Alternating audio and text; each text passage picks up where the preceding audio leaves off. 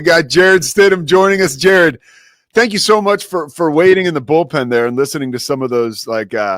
They're kind of scary. The one about a hellhound, I'm sure that kind of Yeah, that kind of threw me off. The Best Buy one, I'm a big Best Buy fan, so it's all good. I appreciate you guys having me on today. Dude, it's great to have you. I want to talk a little bit about how you ended up in Waco, your transition to Auburn. There's a whole lot to get at.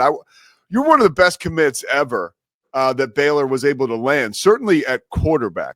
What drew you? I mean, Art Briles, football genius, right? Like, still has a really good reputation in circles here around Central Texas as just a guru.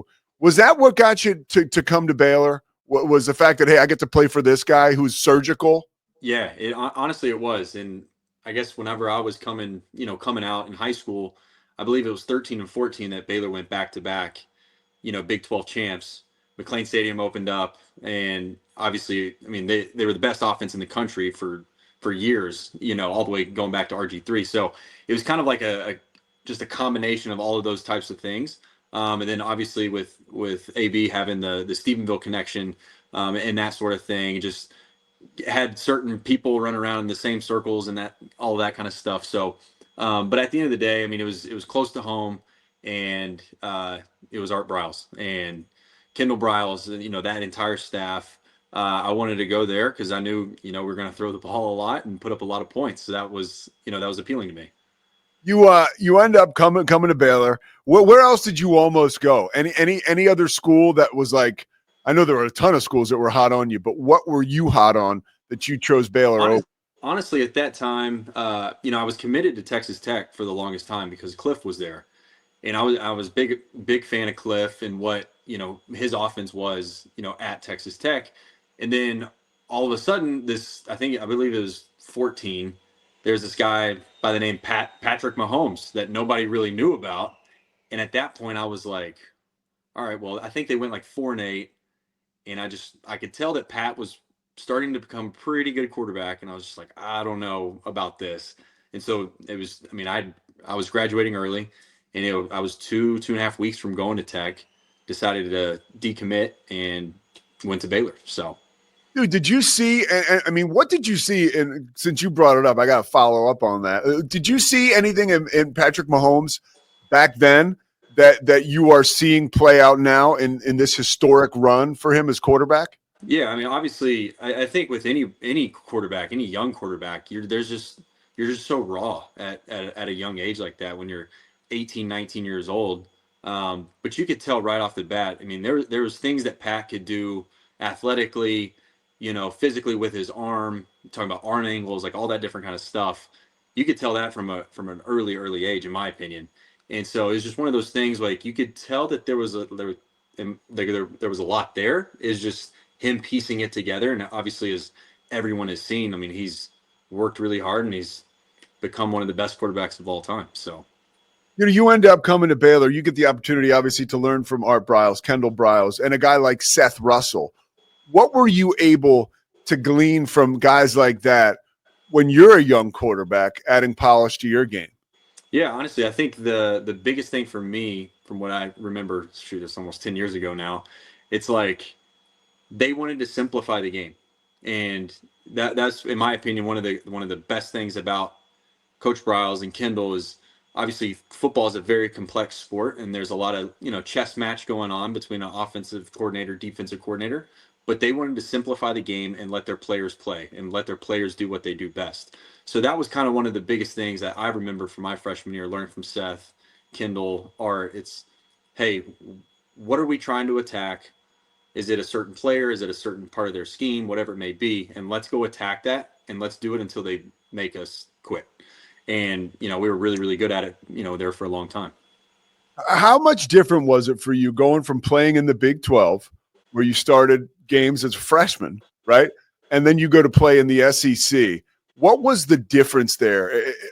Give me one that stood out to you, whether it was the culture, the rabid fans, the defenses. What's one thing when you were like, man, this is different?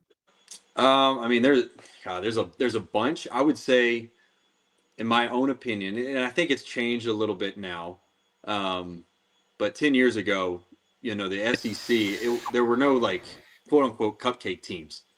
And it was like, week in and week out, you're playing Georgia, LSU, Mississippi State, Ole Miss, Bama. Like it's just back to back to back to back. And it was just like every week, it's, in my opinion, the closest thing to what the NFL is, because you have great players, great coaches on every single team, and you can't just take one, lightly. To me, that was the biggest jump at that time from the Big 12 to the SEC. What did Gus Malzahn kind of teach you about being, a signal caller that helped you evolve to a guy who's playing in the NFL now? Yeah, I mean, I think there was obviously a ton of different things that I learned in that system. And quite honestly, like we did so much in the run game, but the run game really helped up the play action game. And so we were able, that was kind of our bread and butter for the most part, during my time at Auburn, which was really cool, because there was certain, run schemes, counters, whatever it may be, that we would have the play action off of that. And it was really hard because we ran the ball so well with a great offensive line. Kerryon Johnson was our running back. We were able to do those types of things, and then it would set up the deep shots down the field. So that was like one of the small things that I learned a lot from him. And obviously, Gus has had a ton of success, all dating all the way back to his first time at Auburn. So it was definitely a lot of fun. You mentioned playing for Gus Malzahn and how the SEC was, basically the next step is playing in the NFL. Life, like football, is a confidence game. Was there a moment when you were playing at Auburn in the SEC where you thought to yourself, whether it was a play or a game, and you sat back, had a chance to breathe, and you were like, man, I can do this. Like I can play with the best of the best. I can go to the mountaintop and be a quarterback in the NFL? Yeah, I mean, I definitely, I even felt that way my freshman year at Baylor, but specifically at Auburn, I would say, we started off the year, we won the first week. Second week, we go to Clemson and we lose a close game. And then, I don't know, 5-6 weeks later, we end up losing on the road to LSU. So we had a tough little stretch, and then we just went on a run at the end of the year. And we beat Georgia, and then 2 weeks later, we beat Bama when they were both number one in the country. And at that point, we were all kind of like, which we beat both teams that played in the national championship that year, which still stings a little bit. But that that stretch towards the end of the year is kind of whenever I felt like not only we as a team can go win it all, but I also felt like I could take the next step as well, personally as a player. You get to the NFL and you play for Bill Belichick. I mean, I could keep you here until next Tuesday talking to you about that, dude. I'm in the middle of a book about Bill Belichick. It's just a fascinating man, fascinating football mind. What was your welcome to the NFL moment, playing for the Patriots and playing with Bill Belichick? There's a lot with Bill. And yeah, we could definitely be here until next week talking about him, but I'll never forget, my rookie year. Obviously I sat behind Tom, and so I'm running the scout team every day. And our defense that year was, in 2019, was, I think, historically like really, really good. We had Defense Player of the Year, Stephon Gilmore, just a ton of like really good players. And I'll never forget, this is probably later in the season, is one of the welcome to the NFL moments, but we're in scout team in practice, and scout team, we're actually doing really good against our defense. Like we're slicing and dicing, like doing the whole thing. And we're having a great period. And at the end of it, we had thrown probably 2 or 3 touchdowns in like a red zone period against the defense. And I'll never forget, Bill comes up to me and he's like, "Hey, good job, but don't screw this up." But he used some different language, and it was just like he wanted to give me a pat on the back, but then he was just like, "But don't screw this up." You know what I mean? It was just like he couldn't fully give me, the roses that I deserved at that moment. And it was just one of those things like, this is definitely Bill Belichick. It was great. But like I said, we could be here all day telling Bill stories. What'd you learn from Tom Brady? Just like, I know he's a different guy and he's a one of one and he's like next level celebrity now, but you're in the quarterback room with him. You are learning at the foot of the master. Like, what'd you get from a guy like that? Obviously there's a ton to learn, schematics and, how to play the position and all that kind of stuff. But what I tell people in my opinion, was Tom Brady's superpower. Um, with any job, in my opinion, with any job, it's like you don't want to screw up, you don't want to mess up because your boss will get mad at you. Obviously, you don't want to get yelled at, you don't want to get taken to the office, to the principal's office, so to speak, like that sort of thing. And obviously, there was a little bit of that accountability with Bill, but I also think when it's coming from Tom and the accountability from Tom, that, in my opinion, when you're playing a team sport, that's what made everybody raise their game to the next level. And it wasn't like, we're always the most talented team, or, he had the most talented offensive guys, or, I mean, he had a ton of great defenses, but specifically on offense, it was like, I don't want to mess up because I don't want Tom to get on to me. And even as a rookie, like, I'm sitting here behind a 20-year vet in the same system, and it's like learning a different language for me, and I'm just like, I don't want to let Tom down, you know what I mean? But like, it didn't matter if you were a rookie or a 10-year vet, like, you felt that way because that he just demanded so much out of the room. And in my opinion, like I said, like, that was his superpower. And I think that's why they had so much success on offense for all of those years. We're not even talking about the rest of the team and the defense, but just offense specifically. Like, he just raised everybody's level, on a day in, day out basis. What's a question or the conversation between you and your agent or your family or whoever about playing for the Patriots because there's a number one guy there, right? Right. Like it's a different situation than you've been in the past where you've been able to start. Unless injury befalls him, you're not going to be playing at all. But you're also going to learn from one of the greats. Like, how did you come down on playing there and being like, this is where I want to play, as opposed to some other place, Jared, where you look and you say, well, there's a guy in front of me that I can beat his ass out in camp. Right.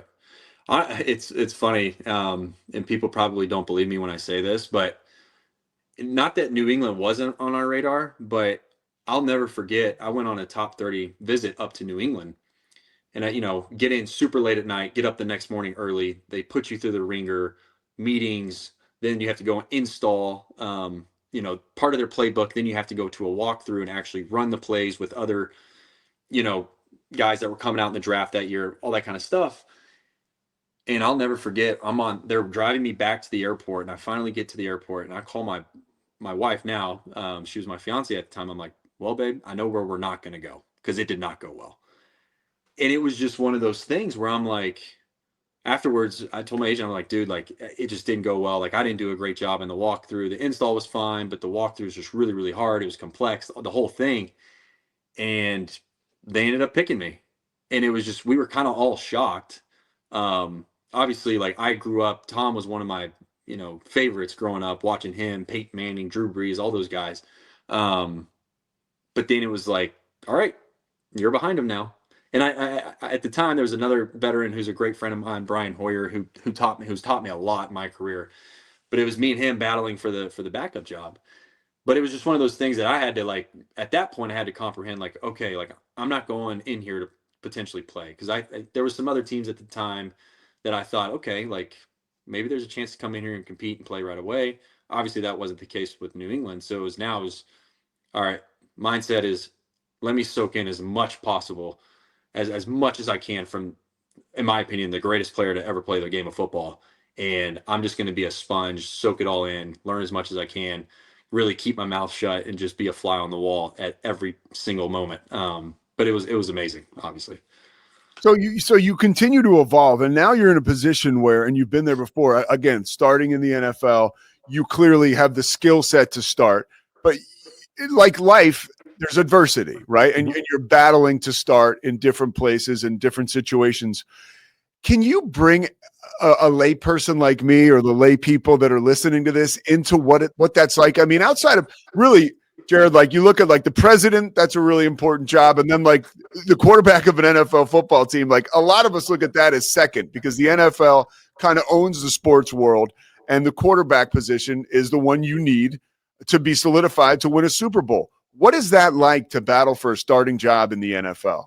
Yeah, obviously, I'll say this, and like you're saying, like, people kind of put it, like, up on this pedestal, which, I don't necessarily disagree with, because I do think it is the hardest position in all of sports, because obviously it's the highest paying position in the sports. But then if things go south, like, you're getting all the blame and all the negativity as well. So and I think being a quarterback of an NFL team takes so much. And I think learning from Tom and seeing how he handled a lot of that stuff, there's more than just winning games. Like obviously that's the main goal of every single quarterback in the league is like we have to win as many games as possible. But it's also the leadership qualities. It's also the work ethic. What are you doing when people aren't watching type stuff.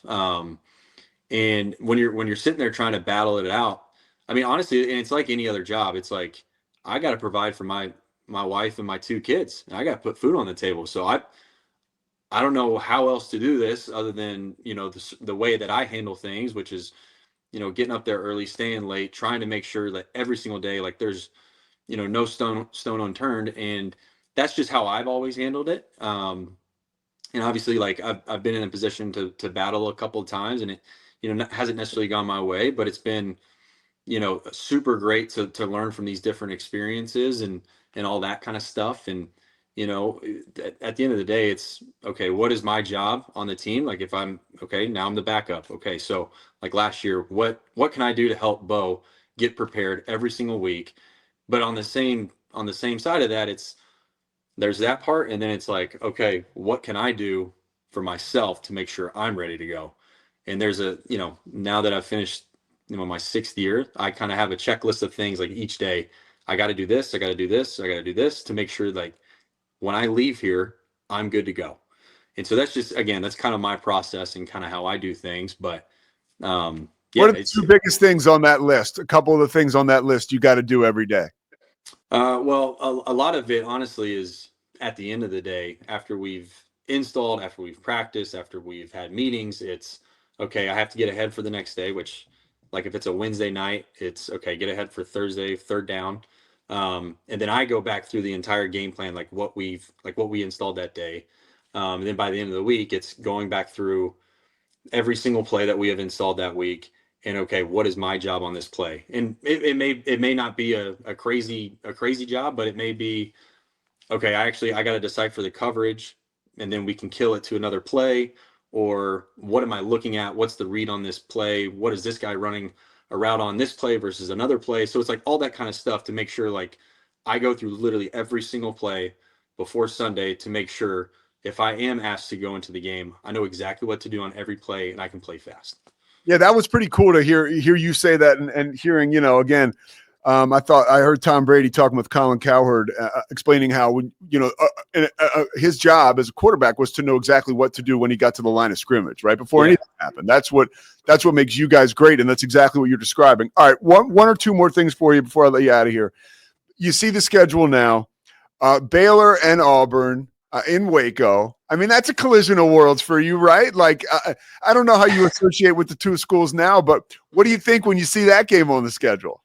Well, it's going to be interesting. I think my loyalty kind of lies with the jerseys up above me right here. I was only at Baylor for, call it, a year and a half. Baylor did give me my wife and one of my best friends. So it's like, I got two great things from Baylor. I don't have a degree from Baylor. I have a degree from McLennan. So I'm a big Highlander fan as well. But I think, it's going to be, I just hope it's a great game. Honestly, obviously I kind of hope that Auburn comes out on top. Yeah. But Auburn, we got to get things going the right way too. So we'll see. I hope it's a good game. All right, how the heck is Bill Belichick going to do coaching at North Carolina? This is the last question, but like, that's a monster difference. What's experience is that going to be like for him? It's funny. I was actually talking. This was towards the end of the season. I was talking to David Shaw, longtime coach at Stanford, because he's on the Denver staff, and we were talking about Andrew Luck taking the GM job there at Stanford, and then we got on the whole Belichick thing. And here's my own 2 cents, my own opinion. With the way that college football is now, with NIL, all this different stuff, and you guys probably know more about it than I do, but it's almost, in my opinion, at some point it's going to become a business, which it's already starting to kind of become that. And in my opinion, I think Bill will do a great job because he's been doing pretty much the same thing on a different level, for the last 40 years of his life, and doing it at a super, super high level, winning championships. And so I think, in my opinion, that's gonna be, enticing to some of these kids to come in and play for a guy, that has obviously won a lot of games, played, coached a lot of great players. But from a business perspective, I think he's going to crush it because he's been doing this. A lot of these coaches probably in the NCAA right now, they're kind of figuring it out as they go. Whereas Bill, obviously there's some figuring out, but I think he's going to do a fantastic job. So that's my 2 cents. All right, Jarrett, I can't thank you enough. Anything you're doing in Stephenville or any camps, anything we can get out there, any initiatives you have that we could share? No, it's actually funny. I'm gonna start setting up. My agent and I were actually talking about this the other day, last week, about potentially doing a camp in Stephenville, towards football season, towards the summer. So we're gonna try to start getting some of that kind of stuff in the works and all of that. But yeah, we're really looking forward to giving back, to Stephenville in whatever way that is. But like I said, we were literally talking about that last week about setting up something this summer. So yeah, I call games, football and basketball, for ESPN, and I did Tarleton's first FCS playoff game, and nice. Yeah. It's pretty cool, dude. Like for an FCS program, like you feel the football when you get into Stephenville. Like, it's very real. It's palpable almost. Oh, it is. And honestly, I tell people all the time, I'm very fortunate to grow up in Stephenville. And I think a lot of that, honestly, is hats off to Coach Briles and how he kind of set the foundation at Stephenville back in the, early 90s. And it's honestly carried on even till now, 35 years later or whatever it is. So I think, like I said, I'm very fortunate to grow up in a place like that. And football, it's you either football or you rodeo, or you could be on a dairy farm too, but it's kind of one of the three growing up there. So, very fortunate to be from such a good place. Hey, we're fortunate to have you today, man. Jarrett, thank you so much. Best of luck to you. Holler anytime, man. Appreciate you. All right. Appreciate you guys. Really, really, really had a lot of fun. You got it, man.